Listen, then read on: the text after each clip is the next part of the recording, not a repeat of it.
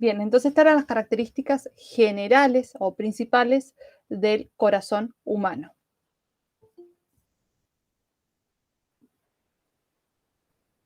Ahí estamos. Entonces, un poco de anatomía del corazón, ¿sí? Sabemos que va a estar ubicado en el mediastino medio, ¿sí? Así se llama esa zona del cuerpo, y va a estar inclinado u orientado un poco más hacia la izquierda, ¿sí? No es que va a estar 100% en el centro, sino que va a estar un poquito más hacia la izquierda, y va a estar cubierto por un tejido que se denomina pericardio, y ese pericardio, que es externo, tiene dos partes. Un pericardio externo, que es lo más externo, ¿sí? Y esta va a ser fibrosa y gruesa, ¿sí? O se conoce como pericardio externo o como capa fibrosa, porque esto, la función que tiene es proteger al corazón, por eso es gruesa y fibrosa. Y después tenemos un pericardio interno, que es una capa serosa y va a secretar fluidos pericárdicos y que va a evitar la fricción, ¿sí? Porque imagínense que el corazón no es algo que está quieto, sino está permanentemente en movimiento, y entonces todos estos líquidos fluidos les da como un lubricante y evita la fricción, que la fricción podría generar daños en el tejido. Entonces, vamos para que más o menos nos ubiquemos. Todo esto sería tejido del corazón. Y esto que es lo más externo, ¿sí? Esto vendría a ser, acá por ejemplo vendría a ser el ventrículo, acá es donde estaría la sangre. Y esta parte que es la más externa, donde tenemos el pericardio externo, que está como casi separado, donde tenemos una cavidad. Y lo más interno, o esta capita de acá, es el pericardio seroso, perdón, que es el que va a liberar los fluidos y va a evitar la fricción en el corazón. Entonces sería como una estructura externa que lo va a proteger. Internamente, si yo hago un corte en el corazón, voy a encontrar tres tipos de tejidos. Vamos a tener el que es más interno, el que va a estar en contacto con la sangre. Profe, entre el pericardio externo y el interno hay una cavidad. Exacto, sí, la cavidad pericárdica, y que es como un espacio que hay entre el pericardio y el corazón propiamente dicho, y ahí es donde se generan los fluidos o la parte serosa y evita la fricción entre esos dos tejidos. Gracias. De nada. Y el pericardio fibroso sí va a cubrir al corazón por si en alguna situación recibe un golpe o un choque, o por ejemplo recibimos un trauma y las costillas podrían dañarlo al corazón. Entonces, al tener este pericardio fibroso y grueso, evitaría el daño en el corazón, excepto que sea muy fuerte, y sí va a llegar, pero esto sería como una capa previa, o va a amortiguar el golpe y no va a ser tan dañino. Entonces, si yo corto el corazón, veo el interior del corazón, voy a tener tres tejidos o tres capas, por así decirlo. En la que más interna se denomina endocardio. Cardio viene corazón, endo interno, que va a ser una membrana serosa de endotelio y tejido conectivo. Es el revestimiento interno del corazón, como les decía recién, es la parte donde va a estar en contacto con la sangre. Va a tener fibras elásticas, colágeno, vasos sanguíneos y fibras musculares, en las cuales se van a ver trabéculas carnosas. ¿Cuál es el endotelio? En esta imagen sería esto que está como violetita, la parte interna, ¿sí? Esto también va a tener irrigación, va a tener vasos sanguíneos que lo van a irrigar, y las trabéculas son estos como montañitas o conjunto de músculo, ¿sí? Que en realidad es del tejido más interno, más central del miocardio. Entonces como que está revestido, y a esto es lo que llamamos trabéculas carnosas. Entonces esto que está acá como violeta va a ser el endocardio, que va a ser fino, fibroso. ¿Por qué fibroso? Porque está permanentemente en contracción el corazón, entonces necesito que se pueda, fibroso no, perdón, elástico, necesito que se pueda estirar y volver a su tamaño original en cada movimiento del corazón.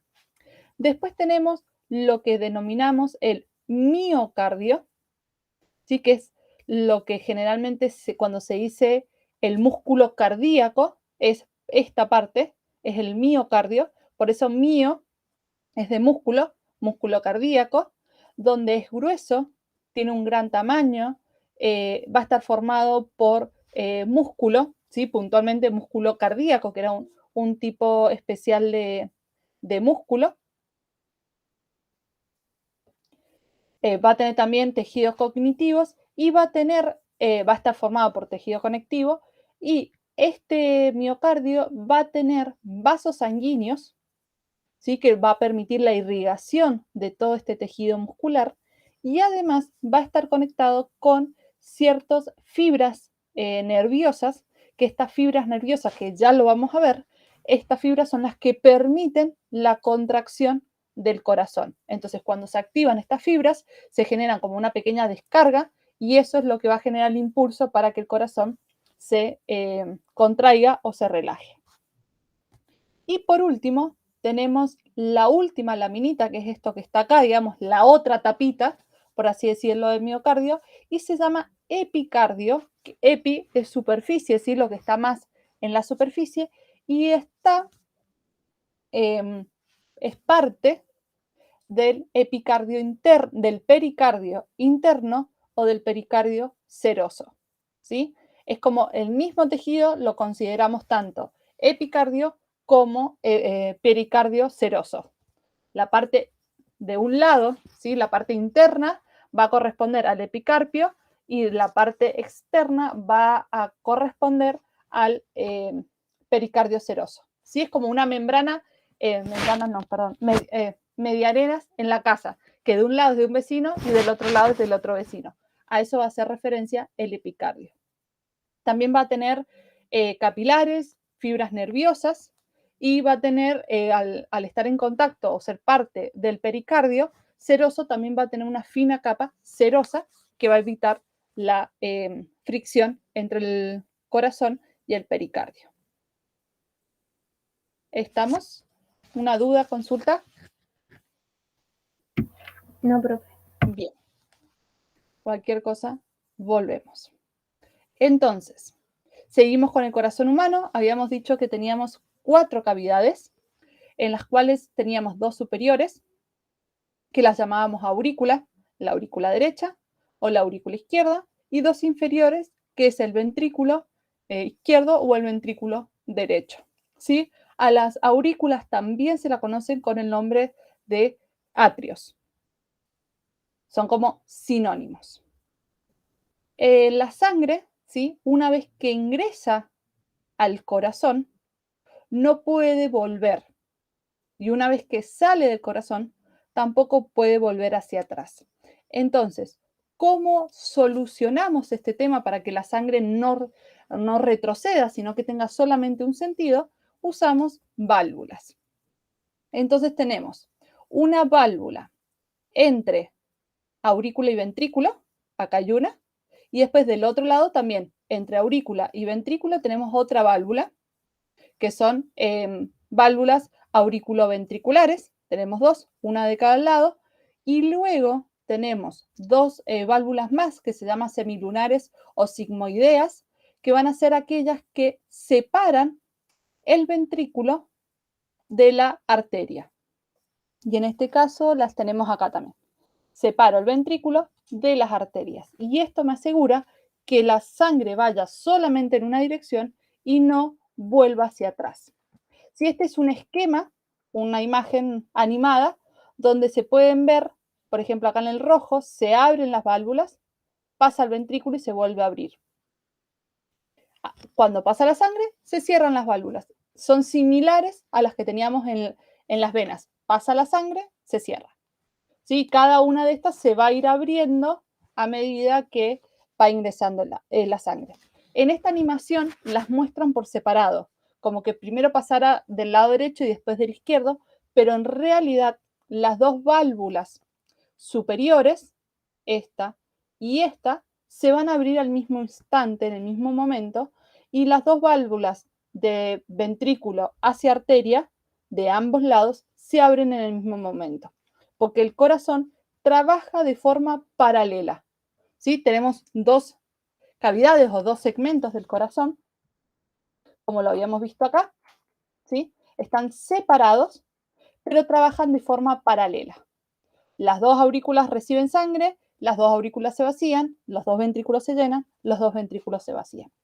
Siempre trabajan de forma paralela, siempre y cuando funcione correctamente el corazón.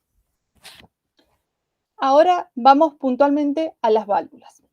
Tenemos una válvula que se denomina válvula tricúspide, que es esta que se encuentra acá, que es la que separa la aurícula derecha del ventrículo derecho.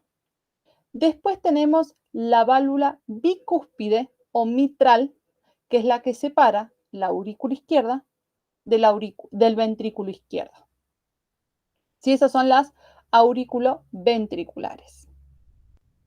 Y después las otras dos vamos a tener del lado derecho, vamos a tener válvula pulmonar, porque va a separar el ventrículo derecho de la arteria pulmonar. Y después del otro lado tenemos la válvula aórtica, porque va a separar el ventrículo izquierdo de la arteria aorta. Todas las válvulas tienen una estructura de tricúspide, es decir, tienen tres cúspides para cerrar. ¿Sí? En vez de estar formada por dos, está formada por tres, excepto la mitral, que es la de la aurícula izquierda al ventrículo izquierda, que eso está solamente formado por dos. Por eso es válvula bicúspide o mitral. ¿Dudas? ¿Consultas? No, profe. Bien, perfecto. Entonces, continuamos. Entonces, todo esto, las válvulas, el ingreso de sangre, salida de sangre del corazón, es lo que me va a formar el latido cardíaco. El latido cardíaco, por definición, es la fuerza de contracción de las fibras musculares cardíacas y es constante porque todos los miocitos, es decir, todas las células del corazón, responden al estímulo. Siempre y cuando hablando de un corazón sin ninguna patología, ¿sí? Por eso es constante la contracción y todo el corazón se contrae o todo el corazón se va a dilatar según sea el momento indicado. Porque estas células o las células del corazón van a responder a un estímulo, que este estímulo es provocado por células del propio corazón, pero que están especializadas. Ahora vamos a ver cuáles son estas. Entonces, ¿en qué consiste el latido? ¿Sí? Yo digo un latido. Un latido corresponde a el ingreso de la sangre a las aurículas, a ambas aurículas. Una vez que se llenan ambas aurículas, pasa la sangre a los ventrículos. Una vez que se llenan los ventrículos expulsan la sangre hacia las arterias. ¿Sí? Y una vez que pasa esto, volvemos al ciclo de vuelta, vuelve a entrar sangre en las aurículas. A eso es lo que nosotros llamamos un latido. Todo este proceso. Porque lo que nosotros en realidad, lo que sentimos generalmente es esto, cuando la sangre sale del corazón. Ese impulso, esa fuerza, es lo que nosotros sentimos como pulso. Entonces, nosotros en vez de empezar desde acá, sentimos esto y de aquí que aparezca nuevamente otro movimiento de esto, que sería el siguiente pulso, es lo que se considera un latido. Acá estaría como en forma animada, va muy rápido, por eso se las mostré un poco con las imágenes estáticas. Bien.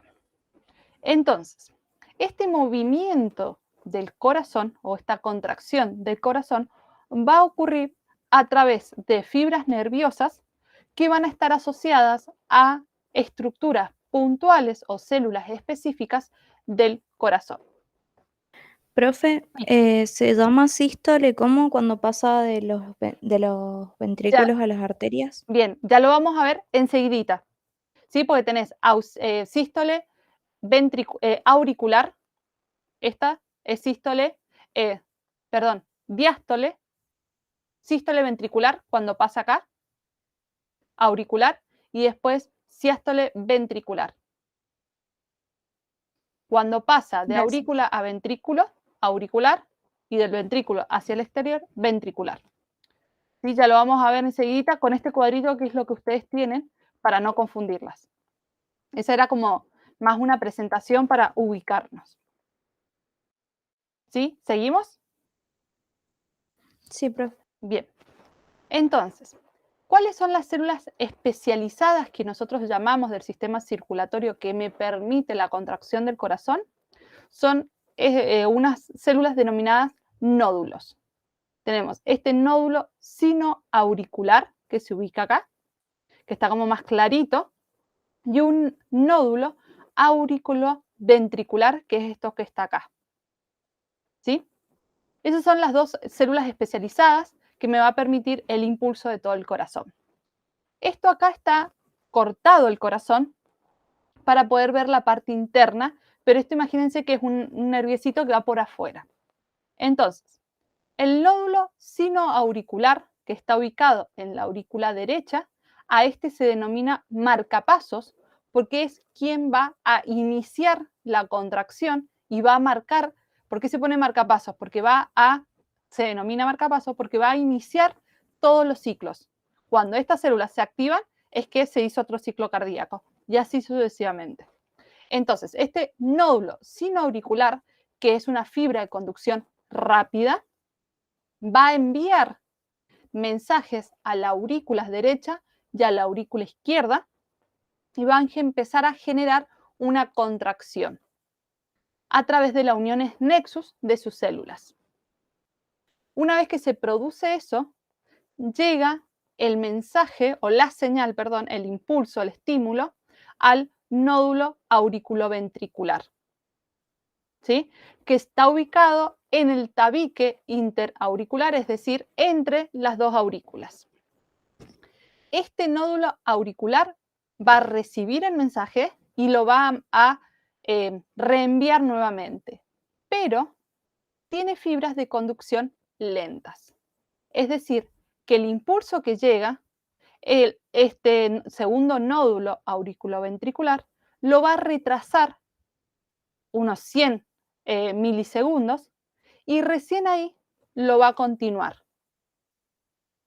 ¿Sí? Porque las fibras son lentas, entonces el mensaje se demora en llegar, en salir. Y eso va a ir directamente a lo que denominamos el haz de His, que es toda esta parte, que se va a ubicar en el tabique interventricular, es decir, el tabique o el tejido que yo tengo entre ambos ventrículos. Y eso va a seguir propagándose hasta las fibras de Purkinje. Estas fibras de Purkinje lo que va a provocar es la contracción del ventrículo. Voy de vuelta. Nódulo sinoauricular estimula la contracción de las aurículas derecha e izquierda. Luego pasa al nódulo auriculoventricular, donde el estímulo o el impulso se retrasa 100 milisegundos. De ahí pasa a las DEIS, de las DEIS a las fibras de Purkinje, y eso produce la contracción de los ventrículos. ¿Por qué es importante este retraso del nódulo auriculoventricular? Porque este retraso permite un mejor llenado de los ventrículos. Porque si yo apenas se contraen las aurículas, ahí nomás se contraen los ventrículos, no llego a transportar la suficiente sangre al ventrículo. Entonces, de esta manera lo demoro y permito que el ventrículo se llene aún más de sangre. Y una vez que se considera que está lleno, continuamos el impulso. ¿Se entendió? ¿Hay alguna consulta? Sí, profe, se entendió. Bien. Entonces, acá hicimos... ¿Sería como un ciclo? Sí, exacto. Es un ciclo. Entonces, hicimos la contracción de las aurículas, luego la contracción de los ventrículos, y el tercer momento que nos queda del ciclo es la relajación para poder volver a empezar. Porque si yo los tengo contraídos, no me permite el ingreso de sangre a las aurículas. Entonces, es un ciclo en el cual se contraen las aurículas, se contraen los ventrículos, se relaja. Vuelvo de vuelta. Se llena la aurícula, contraigo ventrículo, se relaja, ¿sí? Y ese es todo el proceso o el ciclo. Yo en un ciclo tengo que volver a las condiciones iniciales para volver a iniciar el ciclo. Esos son los 3 momentos que están en esta imagen, pero lo vamos a ver según el cuadrito que tienen ustedes en sus apuntes y cuadernillos. Entonces, o Sí, sea, sería como que el marcapasos inicia los ciclos y el ciclo ese se inicia con la contracción de las aurículas. exacto. El marcapaso es el que inicia el impulso, el que manda el primer mensaje, que dice aurícula contraerse. Ahora sí, profe, ¿Sí? gracias. Perfecto. Entonces, vamos a tener 2 momentos de contracciones y un momento de relajación. Las contracciones reciben el nombre de sístoles. Y tenemos 2 tipos de sístoles porque ocurren de forma desfasada. El relajamiento o la distensión o la relajación del corazón es todo en conjunto. Pero vamos a tener entonces una sístole auricular cuando se contrae las aurículas. Eso hace que la sangre pase a los ventrículos. Una vez que el ventrículo se llena, va a haber el evento que se llama sístole ventricular, que es el proceso de contracción de los ventrículos, y esa contracción del ventrículo hace que la sangre salga, y una vez que sale la sangre, se produce el proceso de relajación del corazón, que es el sístole, la sístole. ¿Sí? Si yo veo acá, nosotros estamos, para compararlo con este cuadrito, como es un ciclo, puedo empezar de cualquier lugar, pero generalmente empezamos de la sístole auricular, es decir, las aurículas se contraen y pasan la sangre. Vamos a la sístole ventricular. Los ventrículos se contraen y sale la sangre. Una vez que tengo los dos contraídos, los relajo y se produce la diástole. ¿Se entiende? Sí, profe. Sí, profe. ¿Sí? Y todo esto, todo este ciclo, contracción, contracción, relajación, es el ciclo cardíaco. Es a lo que llamamos el latido, ¿sí? Que es lo que ocurre en esta imagen, nada más que va muy rápido y no la podemos analizar. Entonces, tenemos una sístole auricular, que es la contracción de las aurículas, sístole ventricular, contracción de ventrículos, y diástole, que es la relajación del corazón. Acá tenemos especificado qué válvulas se cierran. Al pasar la sangre de las aurículas a los ventrículos, se van a cerrar las aurículas ventriculares para evitar que la sangre se vuelva, y una vez que la sangre sale del corazón por las arterias, se cierran las válvulas sigmoideas. Y después se ocurre la llegada de la sangre al corazón. Y cada uno de estos eventos tienen su duración. Entonces, todo esto es lo que yo llamo el ciclo cardíaco y tiene una duración del 100%. Ahora lo vamos a ir viendo un poquito en detalle los tiempos porque ustedes tienen la resolución de algunos problemas de este tipo. Entonces, el ciclo cardíaco va a ser en situaciones normales la frecuencia cardíaca, ¿sí? La frecuencia cardíaca, que es la cantidad de latidos por minutos, ronda en valores de 70 a 75 en reposo.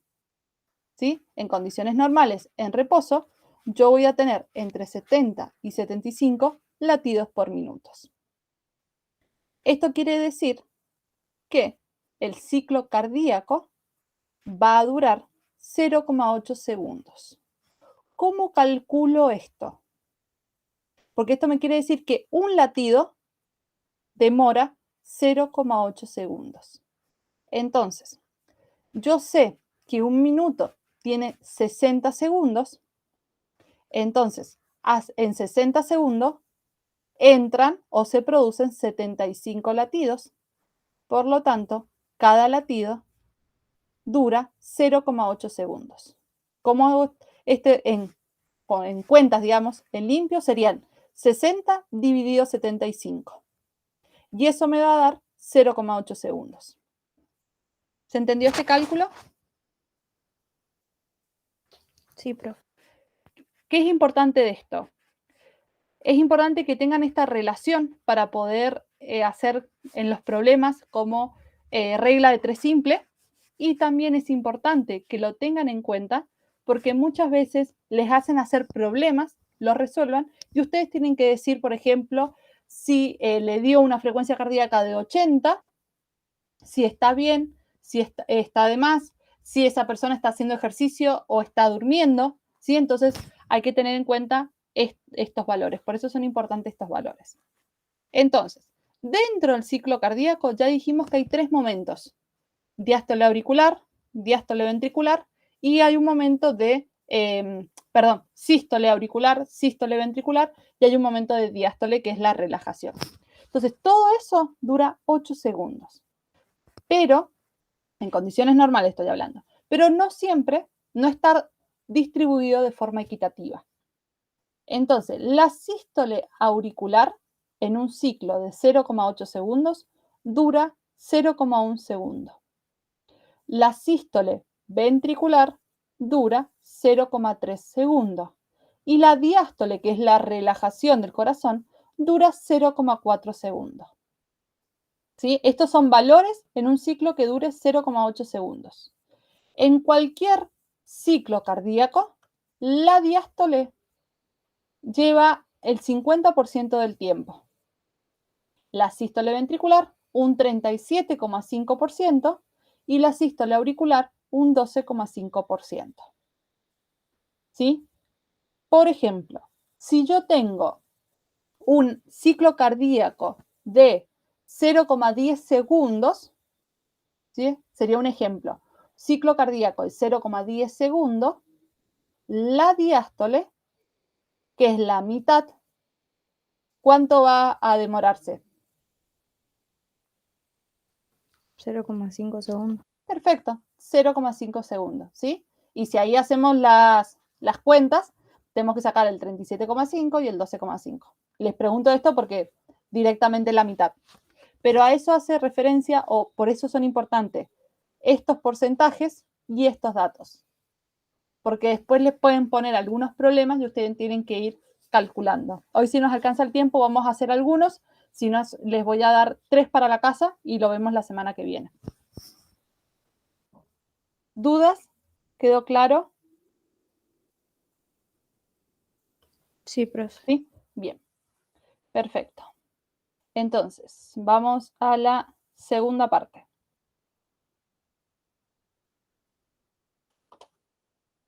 Hasta acá hemos terminado lo que serían las estructuras de los vasos sanguíneos y del corazón. No sé si hay alguna duda de todo esto, lo que hemos visto, o lo que vimos más temprano.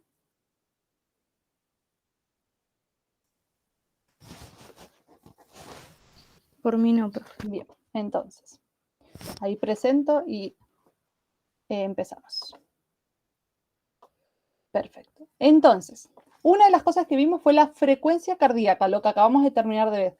Esa frecuencia cardíaca son latidos por minutos, y después vemos el ciclo cardíaco, es decir, cuánto se tarda en realizar un latido o un ciclo, por eso tiene ese nombre.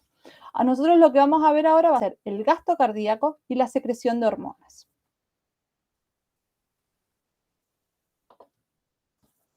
Vamos a iniciar con el gasto cardíaco. El gasto cardíaco lo vamos a expresar como el volumen de sangre que se expulsa del ventrículo izquierdo a la arteria aorta o el ventrículo derecho a la arteria pulmonar. Es decir, el volumen de sangre que se expulsa del corazón en cada contracción del ventrículo, o en el ventrículo izquierdo o en el ventrículo derecho, que hace referencia al mismo valor.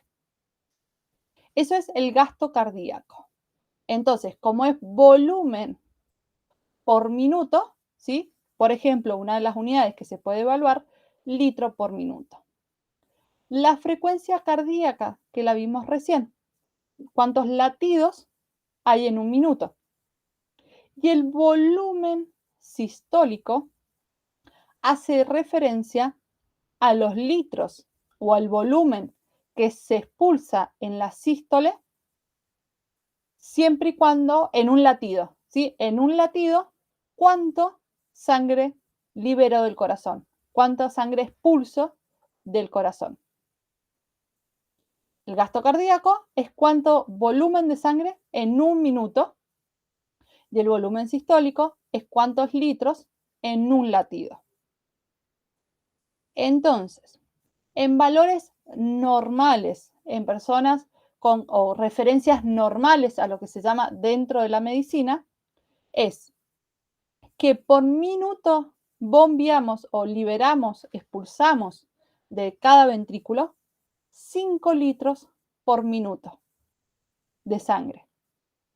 Esto es equivalente a 72 latidos por minuto y que quiero saber cuánto el volumen.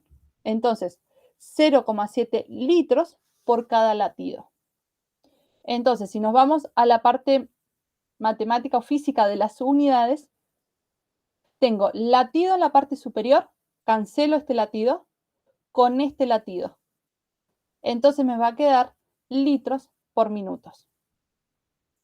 72 por 0,07 me va a dar 5 litros por minutos.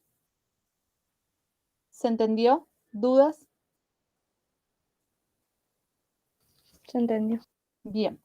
Esto y lo anterior les va a servir para hacer cálculos que vamos a ir trabajando. Esto y lo anterior, digamos, todos los cálculos que necesitarían para resolver, o gran parte de los cálculos que necesitan para resolver, estaría en la página 10 de los apuntes. Ahí justo están todos juntitos, que tienen el ciclo cardíaco, las etapas y el gasto cardíaco. Acá les van a pedir, como en cualquier problema en matemática, le van a dar, por ejemplo, el gasto cardíaco y el volumen sistólico y ustedes van a sacar la frecuencia cardíaca, despejando, y así sucesivamente. Bien, estos serían los que hemos visto, los valores de referencia en condiciones normales o los que se considera normales. Pero el latido cardíaco o el ciclo cardíaco se puede modificar por distintas acciones que son externas al corazón o externas al sistema circulatorio propiamente dicho. Entonces, ¿cuál es uno de los primeros que se puede modificar? Por acción nerviosa. Nosotros esto lo vimos cuando vimos sistema nervioso. Entonces, el sistema nervioso autónomo tenía la capacidad, lo podíamos dividir en parasimpático y el simpático. El simpático nos preparaba para la lucha o la huida. Entonces, el simpático, cuando se activaba el simpático, va a liberar noradrenalina, ¿sí? Que eran los neurotransmisores, y van a estimular el marcapaso. El marcapaso era el primer nódulo, que era el que activaba todo el mecanismo de contracción del corazón. Entonces, esta noradrenalina va a llegar hasta el marcapaso y lo va a estimular. Eso va a hacer que aumente la frecuencia cardíaca.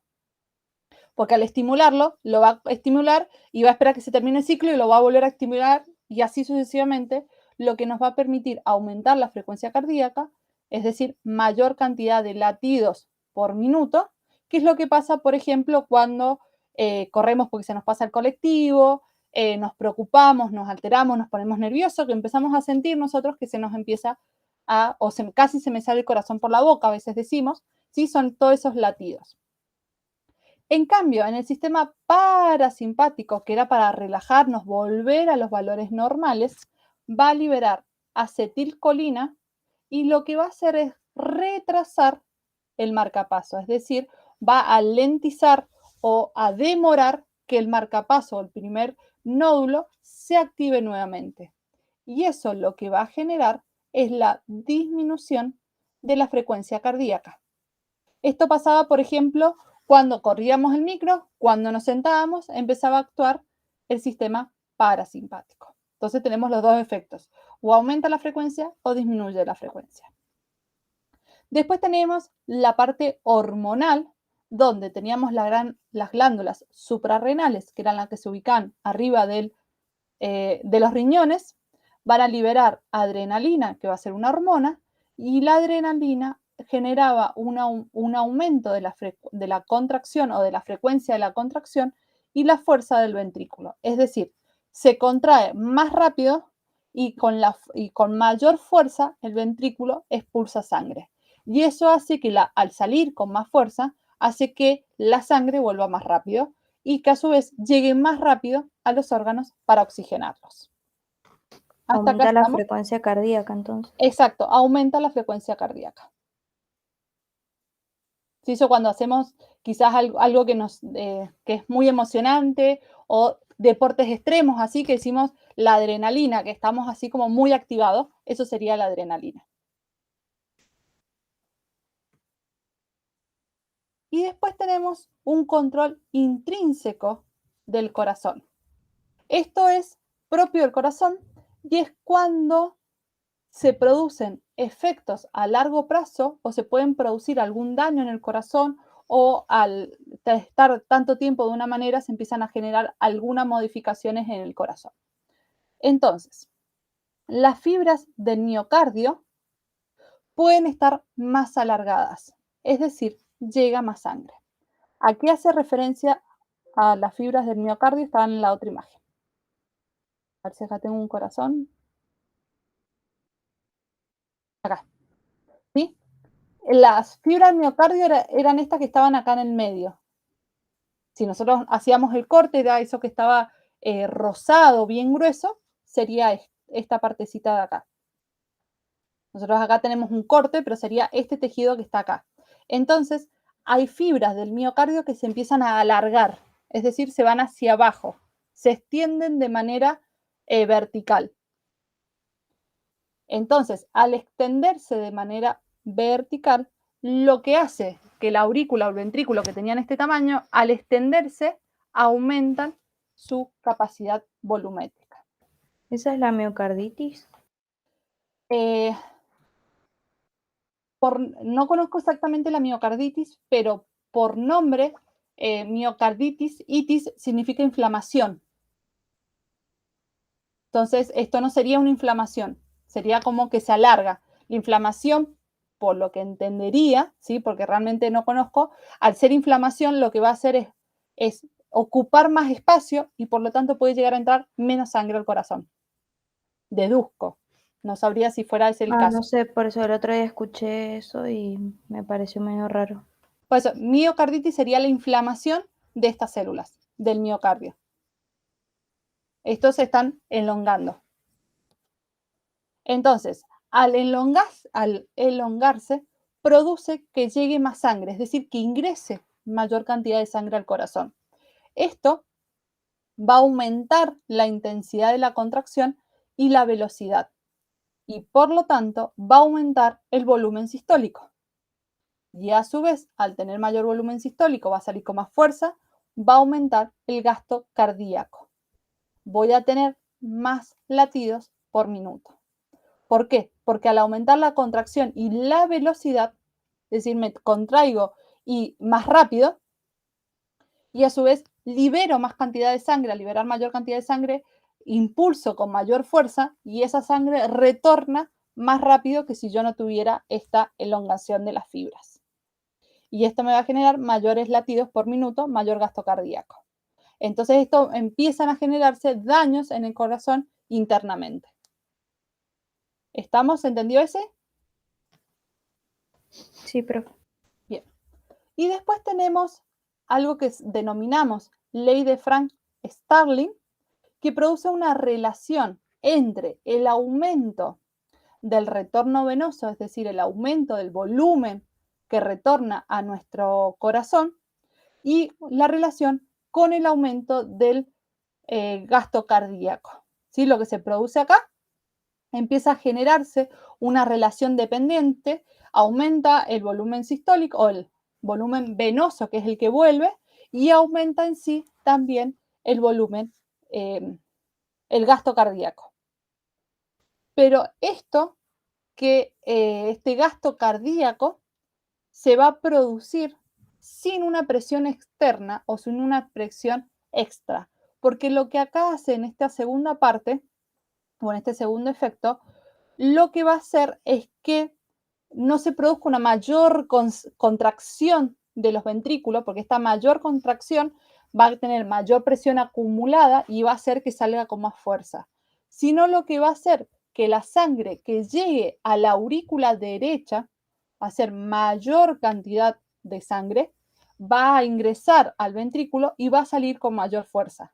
En el caso anterior, además de que llegaba más sangre al corazón, se realiza también una contracción mayor del tejido, porque como están estiradas las fibras, para contraerlas yo necesito hacer una mayor contracción. Mientras más contraigo, más fuerza sale, ¿sí? Como un resorte. Yo tengo un resorte, si yo lo contraigo poquito, sale con una fuerza o presión, la vamos a preguntar bien a la profe de física, menor a que si yo al resorte lo contraigo completamente, me va a expulsar con mayor fuerza. En cambio, en este caso, no hay una mayor contracción, sino que el mismo volumen o un mayor volumen hace que salga con mayor fuerza. ¿Sí?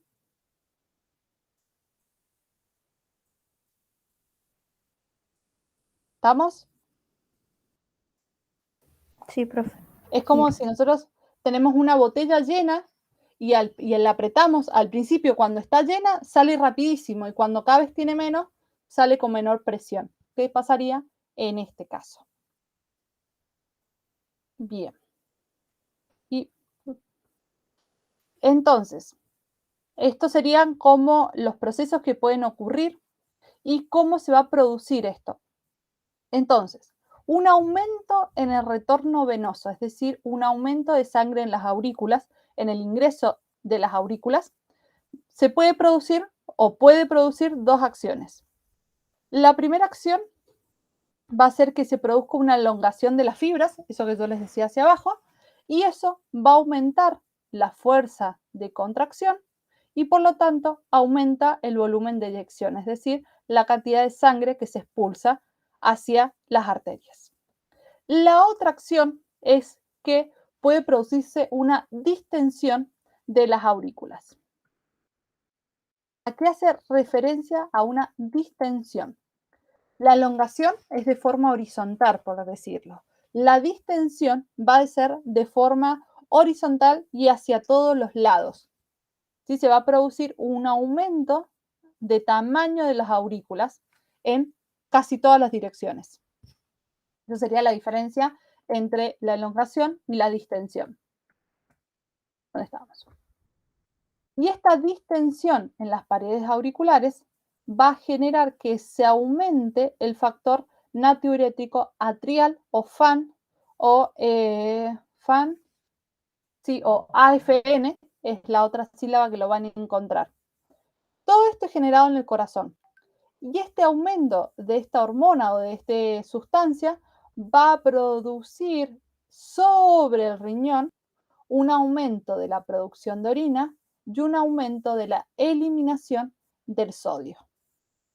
Entonces, al aumentar la producción y la eliminación de la orina, va a generar que se reduzca el volumen sanguíneo y la reducción del volumen sanguíneo va a hacer o va a inhibir o actuar de forma negativa sobre el aumento del retorno venoso. ¿Sí? Si yo disminuyo el volumen sanguíneo, lo que retorna va a empezar a disminuir, no va a ser tan elevado.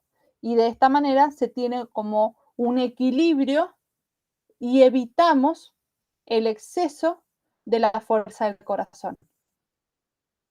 Un mayor gasto cardíaco en el corazón. ¿Sí? ¿O quedó algo ahí como duda?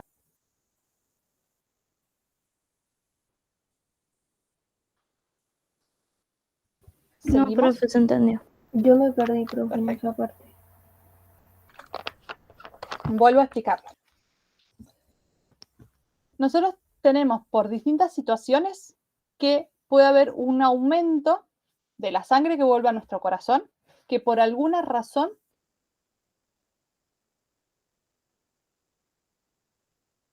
concentración de volumen, lo que se produce es un aumento de la presión en todo mi cuerpo, digamos, o puntualmente en el corazón. ¿Cómo maneja el corazón este aumento de volumen? Es decir, llega al corazón una masa de volumen o una masa sanguínea más grande de lo normal, por así decirlo. Entonces, ¿cómo lo trabaja o cómo lo arregla el corazón? Produce la elongación de dos maneras. La primera manera es la parte superior, que lo que hace es elonga las fibras, entonces aumenta el tamaño. A ver, un aumento de tamaño mínimo, no es que podemos modificar el tamaño de nuestro corazón como queramos. Entonces, al generar esta elongación de las fibras, se produce un aumento de la contracción del corazón y esto aumenta el volumen de eyección. Es decir, sale más sangre de mi cuerpo, de mi corazón. Entonces, si yo a esto lo dejo en esta situación, cada vez voy a generar un gran daño en las fibras del corazón. Si yo lo único que hago es todo este proceso, dejo que esto aumente, aumenta la elongación, aumenta la fuerza de contracción, aumenta el volumen de eyección, esto me hace aumentar el gasto cardíaco. Y esto empieza a la larga a generar daños en el corazón. Entonces yo no lo puedo permitir, tengo que arreglarlo de alguna manera. ¿Esa parte superior se entendió? Sí. Sí, bien. ¿Cuál es la otra factor o la otra acción que puedo hacer? Que realiza una distensión de las paredes de la aurícula. Acá generaba un cambio en las fibras de los ventrículos. Acá actúo sobre las aurículas. Entonces, una distensión es que las aurículas se distiendan, aumentan su tamaño, pero como en todas las direcciones. ¿Sí? Como un globo que aumenta hacia todas las direcciones. Ese aumento en las aurículas momentáneo produce o hace que el corazón libere algo denominado, una hormona denominada factor natriurético natural. Entonces, amplío las aurículas y eso hace que el corazón libere el factor natriurético atrial o FAN, que lo pueden encontrar con esa terminología. Esa hormona, el factor natriurético, va a actuar como es una hormona, va a actuar de forma endocrina, es decir, va a actuar en otro órgano, que es el riñón. ¿Hasta acá estamos? Sí. Bien. Cuando llega al riñón, lo que hace es aumentar la diuresis, la elaboración de la orina. ¿Sí? Y también aumenta la retención de sodios. La eliminación de sodio, perdón. Al aumentar la eliminación de sodio, yo estoy aumentando la orina que estoy eliminando de mi cuerpo. Como la orina en parte con desechos y en parte con mis fluidos de la sangre, porque es la sangre la que se filtra el agua que posee el plasma y la sangre. Entonces, al aumentar esta producción de orina, yo lo que estoy haciendo, estoy disminuyendo mi volumen sanguíneo, porque lo estoy eliminando a través de la orina. ¿Sí? ¿Eso, profe, tiene algo que ver de cuando se forman los cálculos renales?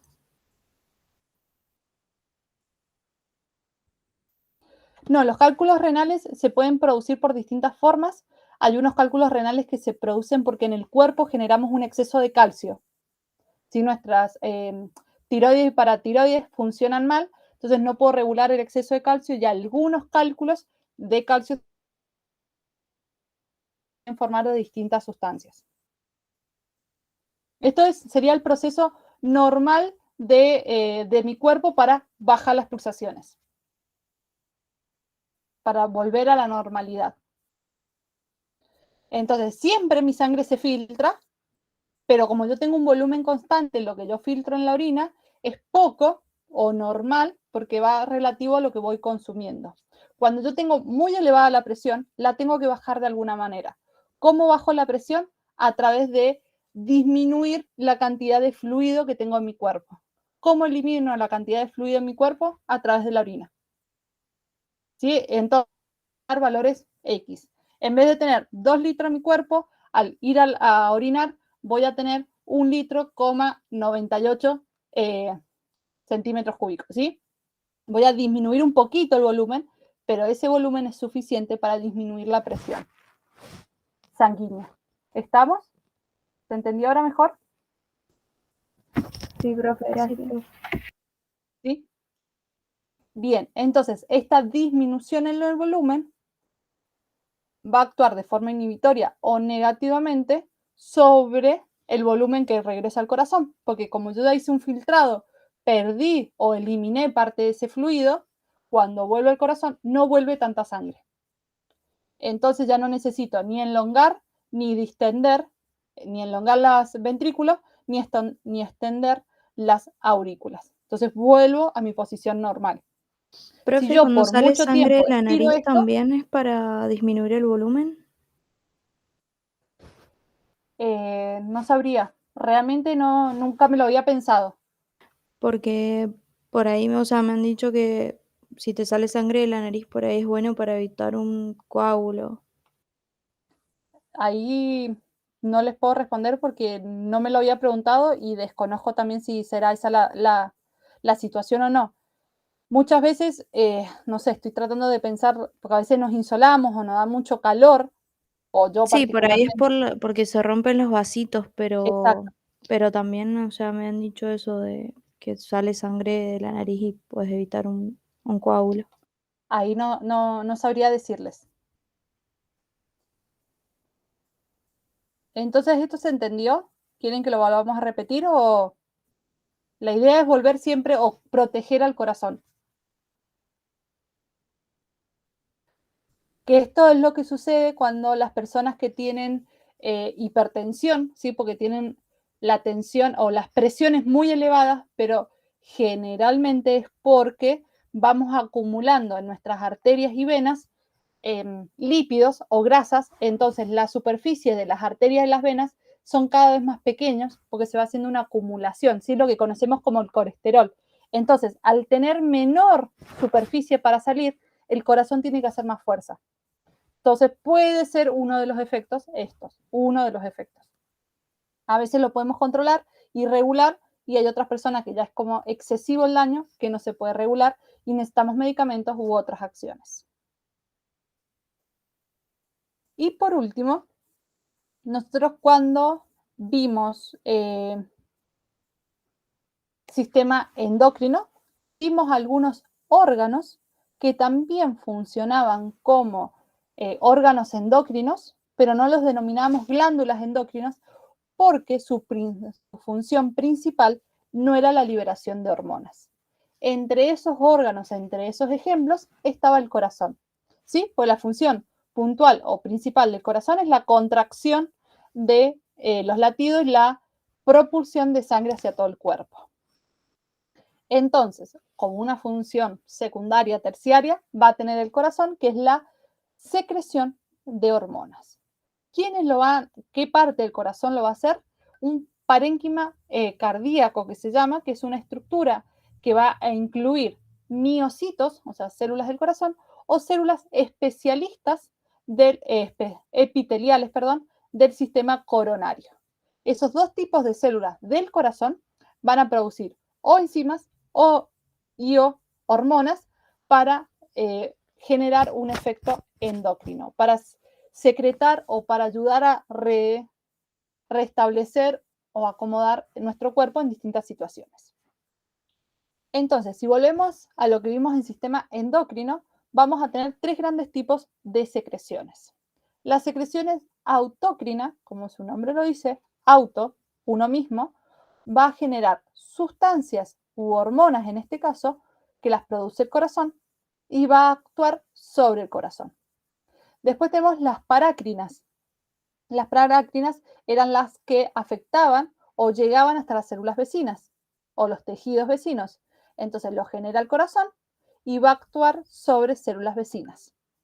Y por último, teníamos los tipos de secreción endocrinos o propiamente dicho endocrinos, en el cual lo va a producir un órgano y va a llegar a otros órganos más lejanos. Por ejemplo, del corazón a otros órganos. Entonces vamos a ver algunos de lo que libera el corazón y vamos a ir viendo si es autócrina, parácrina o endocrina y su efecto. ¿Recuerdan esto de las 3 tipos de secreción que acabo de mencionar o necesitan que demos otro repasito más?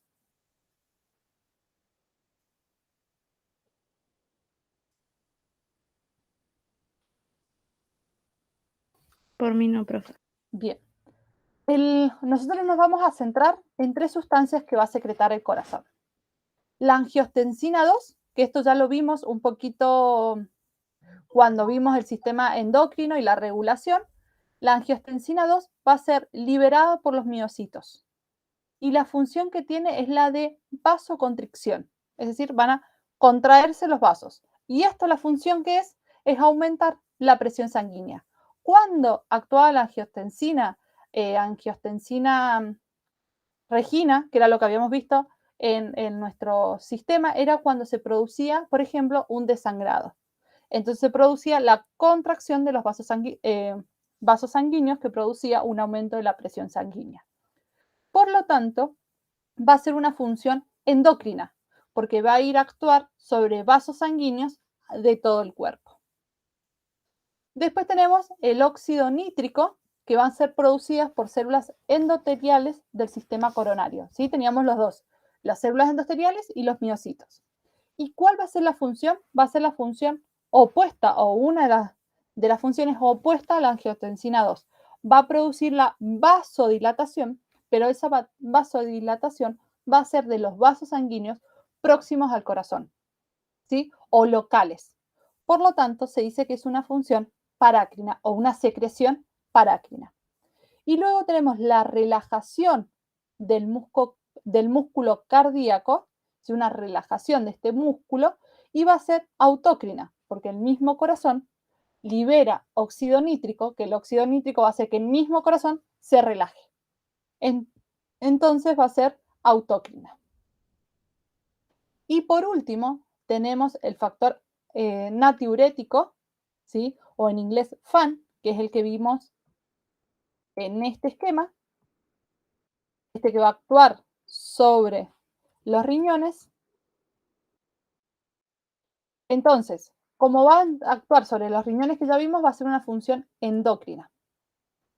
¿Quiénes la van a producir? Van a ser los miocitos de las aurículas, puntualmente de las aurículas. Entonces, ¿cuál va a ser la función? Aumentar la producción de orina, aumentar la diuresis, es decir, la eliminación de la orina, aumentar la nitriuresis, la eliminación del sodio, y esto va a generar una disminución de la sangre total del cuerpo. Por lo tanto, una disminución del retorno venoso, disminución de la presión arterial y como resultado final, una disminución del gasto cardíaco. ¿Se entiende? ¿Necesitan que veamos algo? ¿Que lo repensemos?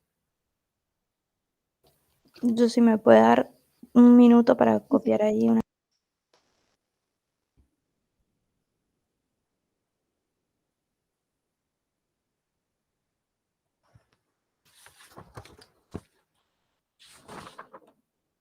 Sí, no sé.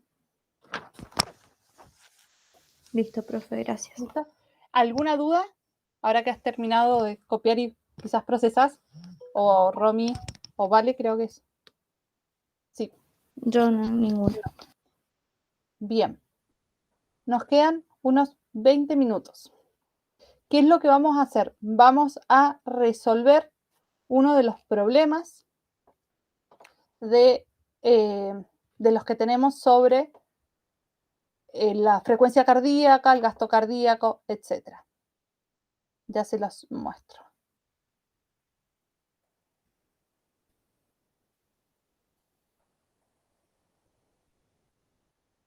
Ahí están viendo ejercicios. 1, 2 y 3. Sí. Bien. ¿Les parece que resuelvan, ¿sí? Como hicimos la semana anterior, creo que habíamos, no, con ustedes no hemos hecho. Les presento estos problemas, resolvemos el 1 y nos volvemos a encontrar por Meet para compararlo, para ponerlo en común, ¿les parece? ¿Están con ánimo y con cabeza todavía para